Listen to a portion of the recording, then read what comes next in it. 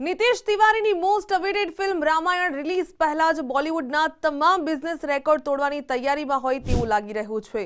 ફિલ્મના મેકર્સે માત્ર Hindi theatrical distribution rights માટે જ આશરે 450 કરોડ રૂપિયાની ડિમાન્ડ મૂકી. જો આ ડીલ ફાઇનલ થાય તો તે ભારતીય સિનેમાના ઇતિહાસની સૌથી મોટી હિન્દી ડિસ્ટ્રીબ્યુશન ડીલ બની શકે છે.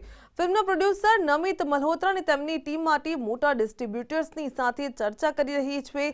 રિપોર્ટ્સ અનુસાર મેકર્સનો વિશ્વાસ છે કે ફિલ્મની સ્કેલ, વીએફએક્સ, સ્ટારકાસ્ટ અને પેન ઇન્ડિયા અપીલને કારણે ફિલ્મ માટે આટલી મોટી કિંમત મળવી શક્ય છે. આ ફિલ્મને માત્ર ભારતીય નહીં પરંતુ ગ્લોબલ લેવલની સિનેમેટિક ઇવેન્ટ તરીકે પ્રોજેક્ટ કરવામાં આવી રહી છે.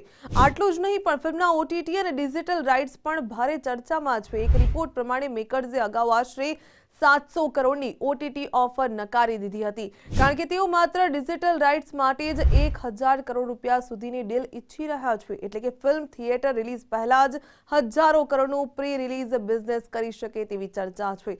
હવે એ પણ જાણો કે ફિલ્મનું અંદાજિત બજેટ પણ ચોંકાવનારું છે. 2 ભાગમાં બની રહેલી આ ફિલ્મનો કુલ ખર્ચ આશરે 4000 કરોડ રૂપિયા સુધી હોવાનું કહેવાય છે, જેના કારણે તેને ભારતની અત્યાર સુધીની સૌથી મોંઘી ફિલ્મોમાં ગણવામાં આવી રહી છે.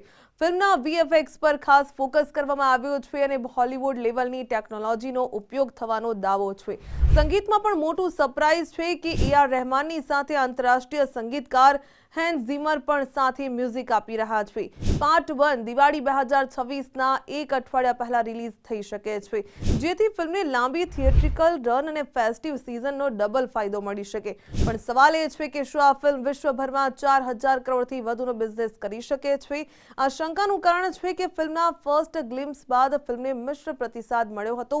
શું તમે આ ફિલ્મને મોટા પડદે જોવા માટે રાહ જોઈ રહ્યા છો? અમને કોમેન્ટ્સમાં જણાવજો.